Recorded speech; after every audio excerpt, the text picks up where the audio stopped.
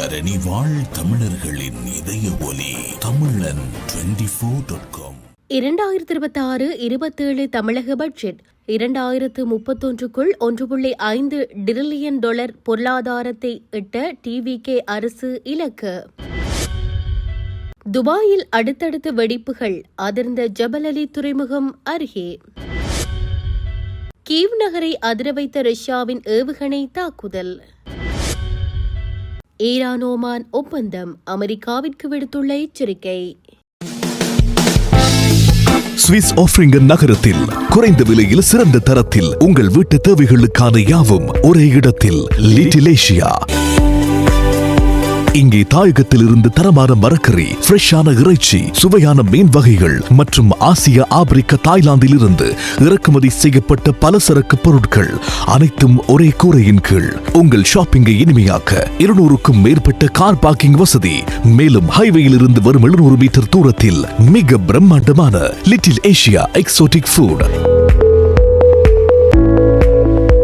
இன்னும் என்ன யோசிக்கிறீங்க? இப்பவே வாங்க, கையோட அள்ளிட்டு போங்க. Little Asia exotic food, park வெக் 2, 4665 ஆஃப்ட்ரிங்கன். தொடர்புகளுக்கு 0627981111. தொடர்பென விரிவான செய்திகள். தமிழ்நாடு நிதியமைச்சர் மரிய வில்சன் நேற்று 2026-27 நிதியாண்டிற்கான மாநில பட்ஜெட்டை தாக்கல் செய்தார். இதில் 2031ஆம் ஆண்டிற்குள் மாநிலத்தை $1.5 டிரில்லியன் பொருளாதாரமாக மாற்றுவதற்கான தொலைநோக்கு செயல்திட்டம் அடிக்கோடிட்டு காட்டப்பட்டுள்ளது. சட்டமன்றத்தில் ஆற்றிய உரையில், மக்கள் மீதான தார்மீக கடமை உணர்வே முதலமைச்சர் விஜய் பொதுவாழ்வில் ஈடுபட தூண்டியதென்று குறிப்பிட்ட நிதியமைச்சர் அவரது தலைமையை பாராட்டினார். வெளிப்படையான நிர்வாகம் மற்றும் கொள்கை சார்ந்த அரசியலுக்கான அடித்தளத்தை அமைப்பதில் பல்வேறு அரசியல் சவால்களை முதலமைச்சர் வெற்றிகரமாக கையாண்டுள்ளார் என்று அவர் குறிப்பிட்டார்.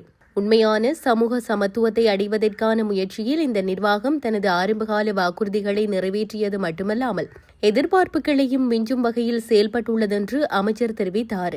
மாநிலத்தின் கல்வி சூழலை மேம்படுத்துவதற்கு வரவு செலவு திட்டத்தில் பெரும்பகுதி ஒதுக்கப்பட்டுள்ளது. அரசு நடத்தும் 3734 பள்ளிகளை நவீனமயமாக்குவதற்காக அரசு 300 கோடி இந்திய ரூபாவை ஒதுக்கியுள்ளது. மேலும் பள்ளிகளின் வளாக தூய்மை மற்றும் பாதுகாப்பை மையமாக கொண்ட சூப்பர் கிளீனின் சூப்பர் கேம்பஸ் என்ற புதிய திட்டம் ரூபாய் 139 கோடி நிதியுதவியுடன் முதற்கட்டமாக 10,000 பள்ளிகளில் செயல்படுத்தப்படவுள்ளது. இத்திட்டம் கழிவறைகள் மற்றும் குடிநீர் வசதிகள் போன்றவற்றை தொடர்ந்து பராமரிப்பதையும் அவற்றுக்கு முழுநேர பாதுகாப்பை உறுதி செய்வதையும் நோக்கமாக கொண்டுள்ளது. ஒரு முக்கிய நடவடிக்கையாக 12ஆம் வகுப்பு பொதுத் தேர்வு முடிவுகளின் அடிப்படையில் மருத்துவ படிப்பிற்கான மாணவர் சேர்க்கை முறையை மீண்டும் அமல்படுத்துமாறு மத்திய அரசை வில்சன் முறைப்படி வலியுறுத்தினார். மேலும் கல்லூரி மாணவர்களுக்கான ஒரு முக்கிய நலத்திட்டமான வெற்றி மடிக்கணினி திட்டம் அறிமுகப்படுத்தப்படுவதாகவும் நிதியமைச்சர் தெரிவித்தார். இத்திட்டத்தின் மூலம் கல்லூரி மாணவர்களின் டிஜிட்டல் மற்றும் கற்றல் திறன்கள் மற்றும் கல்விசார் வளங்களை மேம்படுத்தும் வகையில் மாநில அரசு அவர்களுக்கு மடிக்கணினிகளை வழங்கும். இந்த ஆண்டிற்கான நிதிநிலை அறிக்கையில் கல்வித்துறைக்கு மிகப்பெரிய நிதி ஒதுக்கீடு வழங்கப்பட்டுள்ளது. பள்ளி கல்வித்துறைக்கு 44,527 கோடி ரூபாவும், உயர்கல்வித்துறைக்கு 8,393 கோடி ரூபாவும் ஒதுக்கீடு செய்யப்பட்டுள்ளதாக அமைச்சர் தெரிவித்தார்.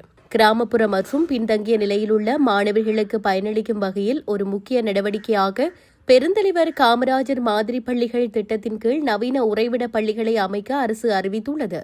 125 கோடி ரூபாய் ஆரம்ப முதலீட்டில் தொடங்கப்படவுள்ள இப்பள்ளிகள் 9 முதல் 12ஆம் வகுப்பு வரையிலான மாணவர்களுக்கு கல்வி தங்குமிடம் மற்றும் மருத்துவ வசதிகளை அவர்களின் குடும்பங்களுக்கு எவ்வித செலவுமின்றி வழங்கும். சிறப்பு தொழிற்சார் கல்வியை விரிவுபடுத்தும் நடவடிக்கையாக மதுரையில் ஒரு சிறப்பு சட்ட கல்லூரியை நிறுவுவதற்கும் தமிழ்நாடு முழுவதும் 90 கோடி மதிப்பிலான 5 புதிய தொழிற்பயிற்சி நிலையங்களை அமைப்பதற்கும் நிதியமைச்சர் அறிவித்தார். மாநிலத்தின் நிதி நிலைமை குறித்து பேசிய நிதியமைச்சர் கடந்த 5 ஆண்டுகளில் தமிழ்நாட்டின் நிதி பொறுப்புகள் இருமடங்காக அதிகரித்துள்ளதை சுட்டிக்காட்டினார். இதனை சரி செய்யும் விதமாக குறிப்பிட்ட சில நிறுவனங்கள் அல்லது அரசியல் சார்ந்த அமைப்புகளுக்கு மட்டுமே அரசு ஒப்பந்தங்களை வழங்கும் முந்தைய நடைமுறைக்கு முற்றுப்புள்ளி வைத்துவிட்டு தற்போதைய அரசு அதிக பொறுப்புணர்வுடன் கூடிய ஒரு டெண்டர் முறையை செயல்படுத்த தொடங்கியுள்ளதாக அவர் தெரிவித்துள்ளார். ஐக்கிய அரபு அமீரகத்தின் துபாயில் உள்ள ஜபல் அலி தொழிற்பகுதியில் அடுத்தடுத்து பல வெடிப்புகள் ஏற்பட்டதை தொடர்ந்து அப்பகுதியில் பெரும் தீ விபத்து ஏற்பட்டுள்ளதாக தகவல் வெளியாகியுள்ளன. ஈரானின் ஊடகங்கள் மற்றும் பிராந்திய தகவல் ஆதாரங்களை மேற்கோள் காட்டி வெளியிட்ட செய்தியில் சுமார் 20 நிமிடங்களுக்குள் குறைந்தது 7 வெடிப்பு சத்தங்கள் கேட்டதாக தெரிவிக்கப்பட்டுள்ளது. மேலும் ஜபல் அலி துறைமுகம் அருகே இருந்து அடர்த்தியான கரும்புகை வாகனத்தை நோக்கி எழுந்த காட்சிகள் சமூக ஊடகங்களில் பரவியுள்ளதாக கூறப்படுகிறது.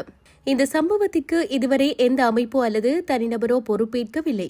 அதேவேளை தீ விபத்தை படம் பிடித்ததாக கூறி இருவரை ஐக்கிய அரபு அமீரக அதிகாரிகள் கைது செய்துள்ளதாகவும் தகவல்கள் வெளியாகியுள்ளன. உக்ரைன் தலைநகர் மற்றும் அதன் சுற்றுவட்டார பகுதிகள் மீது ரஷ்யா நேற்று ஏவுகணை மற்றும் ட்ரோன் தாக்குதல்களை நடத்தியதில் குறைந்தது 17 பேர் உயிரிழந்ததுடன் 40க்கும் மேற்பட்டோர் காயமடைந்ததாக உக்ரைன் அதிகாரிகள் தெரிவித்துள்ளனர். இரவு நேரத்தில் கீவ் நகரம் முழுவதும் பலத்த வெடிப்பு சத்தங்கள் கேட்டதுடன் பல இடங்களில் தீ விபத்துக்கள் ஏற்பட்டன. சமீப வாரங்களாக ரஷ்யா தனது வான்வெளி தாக்குதல்களை தீவிரப்படுத்தியுள்ள நிலையில் கீவ் நகரம் 3 முதல் 4 நாட்களுக்கு ஒருமுறை ஏவுகணை தாக்குதலுக்கு உள்ளாகி வருகிறது. இந்நிலையில் உக்ரைன் ஜனாதிபதி வோலோடிமிர் ஜெலன்ஸ்கி வெளியிட்ட அறிக்கையில் போதிய ஏவுகணை தடுப்பு பாதுகாப்பு இல்லாததே மீண்டும் பல உயிர்களை காவு கொண்டுள்ளதாக குறிப்பிட்டார். மேலும் ஏவுகணைகளை இடைமறிக்கும் பாதுகாப்பு அமைப்புகள் மற்றும் தடுப்பு ஏவுகணைகளை விரைவாக வழங்குமாறு உக்ரைனின் மேற்கத்திய கூட்டாளி நாடுகளுக்கு அவர் மீண்டும் வேண்டுகோள் விடுத்தார். உக்ரைன் விமானப்படையின் தகவல்களின்படி ரஷ்யா ஏவிய 115 ட்ரோன்களில் சுமார் 90% சுட்டு வீழ்த்தப்பட்டன. எனினும் ஏவப்பட்ட 24 பாலிஸ்டிக் ஏவுகணைகள் மற்றும் 4 சிர்கான் அதிவேக குரூஸ் ஏவுகணைகளில் ஒன்றை கூட இடைமறிக்க முடியவில்லை என தெரிவிக்கப்பட்டுள்ளது. இந்த தாக்குதலில் கிடங்குகள், முக்கிய உட்கட்டமைப்புகள் மற்றும் ரயில் நிலையம் உள்ளிட்ட பல இடங்கள் சேதமடைந்துள்ளன. மேலும் ஒரு மதுபான உற்பத்தி நிறுவனம், கட்டுமான பொருட்கள் கிடங்குகள் மற்றும் பொதுமக்கள் பயன்பாட்டிற்கான சரக்கு விநியோக மையங்களும் முற்றிலும் அளிக்கப்பட்டதாக ஜெலன்ஸ்கி தெரிவித்துள்ளமை குறிப்பிடத்தக்கது. ஹோர்முஸ் நீரிணைக்குள் நுழையும் கப்பல்கள் ஈரான் அதிகாரிகளின் அனுமதியை பெற வேண்டும் என்றும் வெளியேறும் கப்பல்களின் போக்குவரத்து ஓமானுடன் இணைந்து ஒருங்கிணைக்கப்படும் என்றும் ஈரானிய அரசியல் ஆய்வாளர்கள் சுட்டிக்காட்டியுள்ளனர். மேலும் வணிக கப்பல் போக்குவரத்தை ஈரான் தொடர்ந்து கண்காணிக்கும் என்றும் அவர்கள் கூறியுள்ளனர். இந்த விவகாரம் தொடர்பான பேச்சுவார்த்தைகள் தற்போது ஈரான் மற்றும் ஓமானிடையே மட்டுமே நடைபெற்று வருவதாகவும் அமெரிக்கா ஓமானின் மூலம் மறைமுகமாக ஒருங்கிணைப்பு பணிகளில் ஈடுபட்டிருப்பதாக நம்பப்பட்டாலும் அந்த பேச்சுவார்த்தைகளில் அமெரிக்கா நேரடி பங்கேற்பை ஈரான் நிராகரித்துள்ளதாகவும் அவர் விளக்கியுள்ளார். மேலும் இந்த ஒப்பந்தம் ஹார்மோஸ் நீரிணை உடனடியாக திறக்கப்படும் என்பதை குறிக்கவில்லை என்றும் அமெரிக்க கடற்படை முற்றுகை தொடரும் வரை அதை ஈரான் போர் நடவடிக்கையாகவே கருதும் இதன்போது சுட்டிக்காட்டப்பட்டுள்ளது. இந்நிலையில் அமெரிக்கா தனது கடற்படை முற்றுகையை முழுமையாக முடிவுக்கு கொண்டு வந்த பின்னரே ஹார்மோஸ் நீரிணை மீண்டும் திறக்கப்படும் என்பது ஈரானின் நிலைப்பாடு எனவும் விளக்கியுள்ளார். அதேவேளை கட்டார் மற்றும் பாகிஸ்தான் உள்ளிட்ட நாடுகளை மத்தியஸ்தர்களாக பயன்படுத்தி ஈரானை மீண்டும் பேச்சுவார்த்தை மேசைக்கு அழைக்க அமெரிக்கா முயற்சி செய்து வருவதாகவும், ஆனால் அந்த அழைப்பை ஏற்க வேண்டுமா என்பது குறித்து ஈரான் இதுவரை எந்த இறுதி முடிவையும் எடுக்கவில்லை என்றும் ஆய்வாளர்கள் கூறியுள்ளனர்.